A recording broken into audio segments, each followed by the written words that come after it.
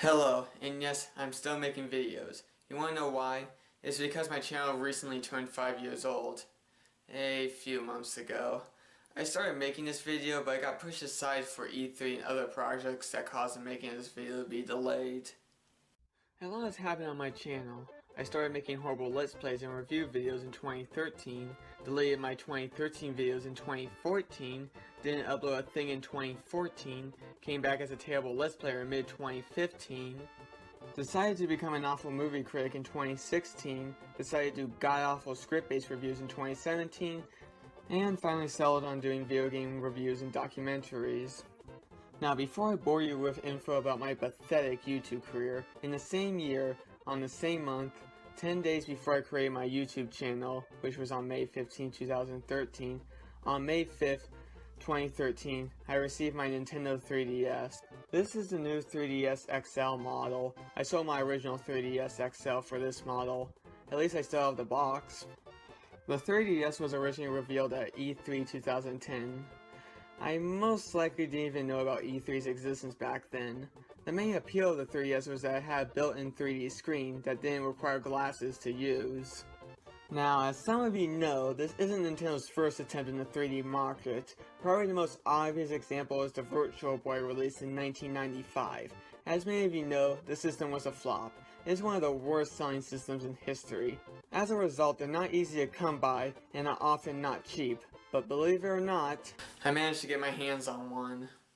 I wanted to do a video on the Virtual Boy, but one, I have only 2 games for a system, and I want to at least get 6 more games before actually making the video.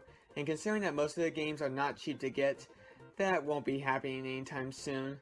And 2, the AVGN and Gaming Historian already did videos about the Virtual Boy and everything wrong with it. However, Nintendo has made a few other attempts at 3D gaming. The GameCube was planned to have a portable 3D screen, however the project never really made it past the planning stages. What was even more surprising is that the Game Boy Advance SP was originally planned to have a 3D display. However, it was scrapped due to problems with the screen resolution. Okay, back on track. The 3DS was released to the world at the cost of $250, but quickly dropped to $170, and I didn't get one. I was playing too much of Halo and Minecraft to really care. I knew IGN talked a lot about the system, but I was more of a screw attack guy. I was very limited on what channels I watched, and none of them really brought up the 3DS much. In fact, some channels actually helped obscure the 3DS's existence from me.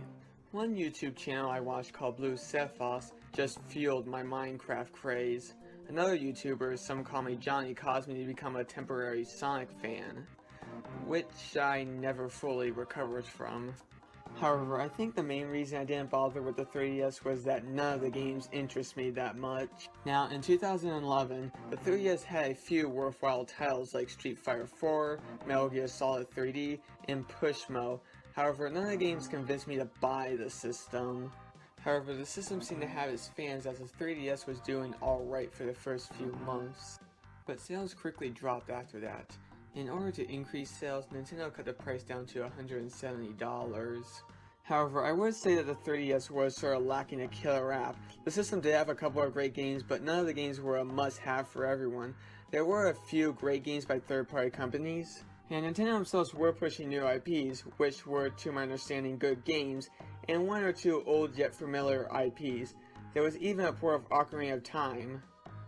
Actually, scratch that, Ocarina of Time could be considered a killer app. However, none of these games were that amazing, besides Ocarina of Time, which was what was probably causing the 3DS to sell. However, in September of 2011, Nintendo revealed a new Mario game called Super Mario 3D Land. It was the first 3DS Nintendo game that was all new with a recognizable IP. In October of 2011, we got the first ever Nintendo Direct. Nintendo mostly showed off new IPs for the system, but Super Mario 3D Land was mentioned in the Direct as well as Mario Kart 7. A month later, Super Mario 3D Land was released. Ocarina of Time might be great, but Mario games are more casual than Zelda games. I would say 3D Land was the first true major hit for the system. Sure, it's not that great of a game. In fact, Super Mario Galaxy 2 is way better than this. But it's still a lot of fun, and it finally gave the 3DS a killer app. Well, besides Ocarina of Time. Mario Kart 7 was released a month later on December 1st. That was also probably a killer app for the system as well. These two games helped get more people to buy the 3DS, which was not me. Yet. Overall, the 3DS started slow, but thanks to 3D Land and Mario Kart, and Ocarina of Time I guess, it made the 3DS a worthwhile system. More popular titles came out for the system during 2012, like New Super Mario Bros. 2, Kid Icarus Uprising, Resident Evil Revelations, Animal Crossing New Leaf, Dylan's Rolling Western, and Kingdom Hearts Dream Drop Distance. All these games were great, however in 2012, Nintendo released the 3DS XL for $200. It was a 3DS with a bigger screen. This was actually a much needed variation of the 3DS, as some games seriously benefit from having a bigger screen. In the end, 2012 was still a good year for the system. This is where the system really began to take off. A lot of really good titles like Zelda: A Link Between Worlds, Luigi's Mansion 2, Etrian Odyssey Untold, Sonic's Lost World, Fire Emblem Awakening, Lego City Undercover: The Chase Begins, and Dragon Quest VII: Fragments of the Forgotten Past. In Japan. Of course, the biggest game to be released that year for the system was Pokemon X and Y. This is the 3DS best-selling game and was a huge system seller. As I said in my Pokemon Let's Go video, I spent 63 hours on this game. This game was just amazing at the time. Oh yeah, on May 2nd, 2013, YouTuber Some Call Me Johnny uploaded a video called Then and Now Sonic Colors and Sonic Generations. Why am I bringing this up? It's because in the video, he did a quick review on the 3DS version of Sonic Generations, and it actually got my attention on the 3DS. After looking at more videos on the 3DS, and 3 days later, on May 5th, 2013, I finally gotten a 3DS XL. Actually, now would be a very good time to talk about the system itself. The 3DS is a follow-up to the Nintendo DS. The 3DS still features double screens and folding abilities found on the DS. The system still comes with a stylish and cheap plastic touchscreen.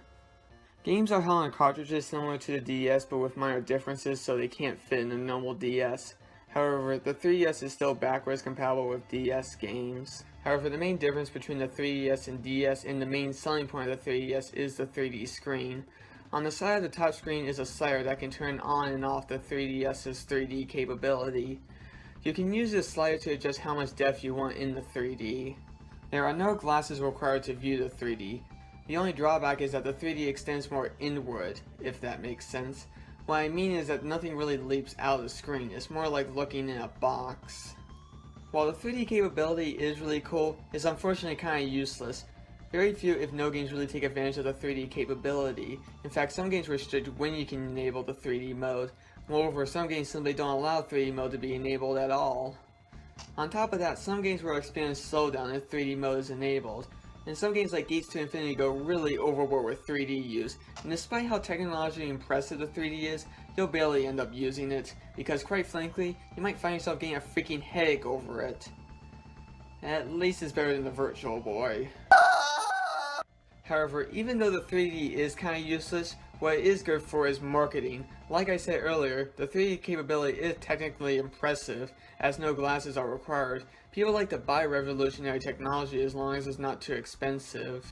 And I would contribute a good chunk of the 3DS's success to the 3D capability. It's actually kind of a similar story with the Wii's motion controls.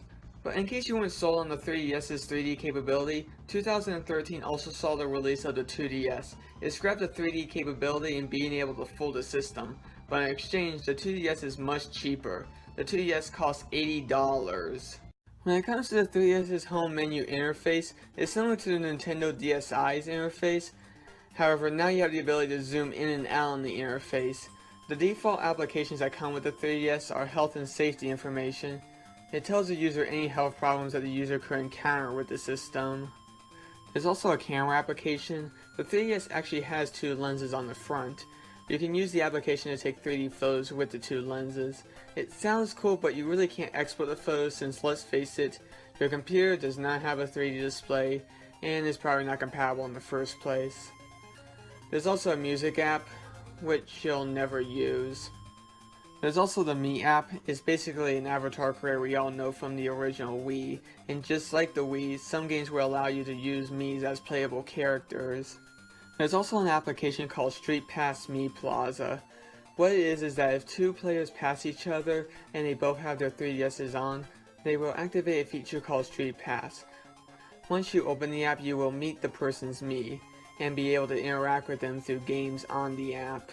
There's also the eShop app where you can buy and download other applications and games. The Virtual Console from the Wii returns, now focusing more on handheld titles from the Game Boy and even the Sega Game Gear.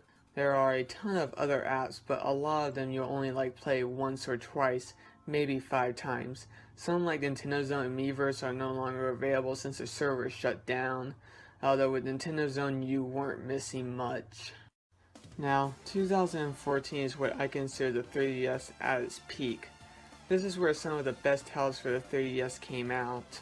Some of those titles are Kirby's Triple Deluxe, Shovel Knight, Bravely Default, Yoshi's New Island, and Mario Golf World Tour. However, the two biggest titles that year for the system was a remake of Pokemon Ruby and Sapphire called Pokemon Omega Ruby and Alpha Sapphire, as it was another Pokemon game that was released a little over a year after X and Y, and it was a remake of a beloved Pokemon game from 2003. And, of course, Super Smash Bros. For the 3DS. It was released alongside the Wii U version.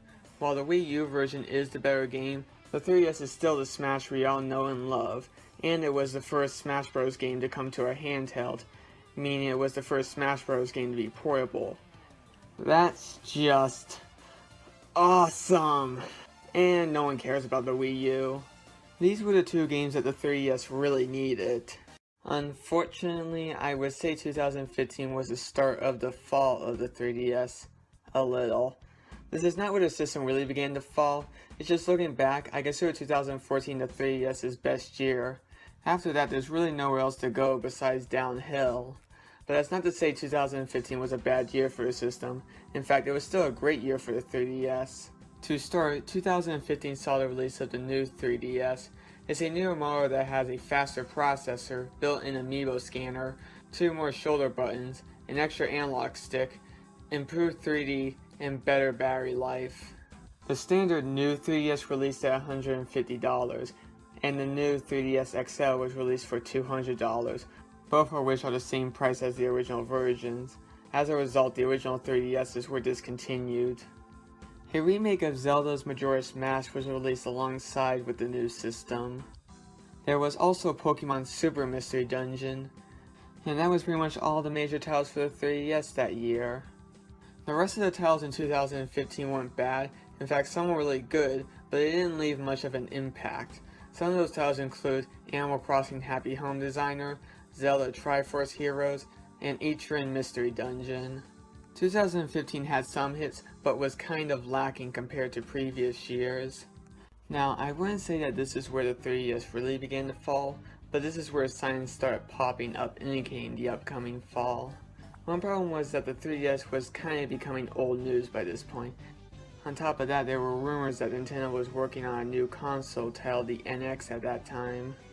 However, 2016 actually might have saw a bit more major releases for the system than 2015.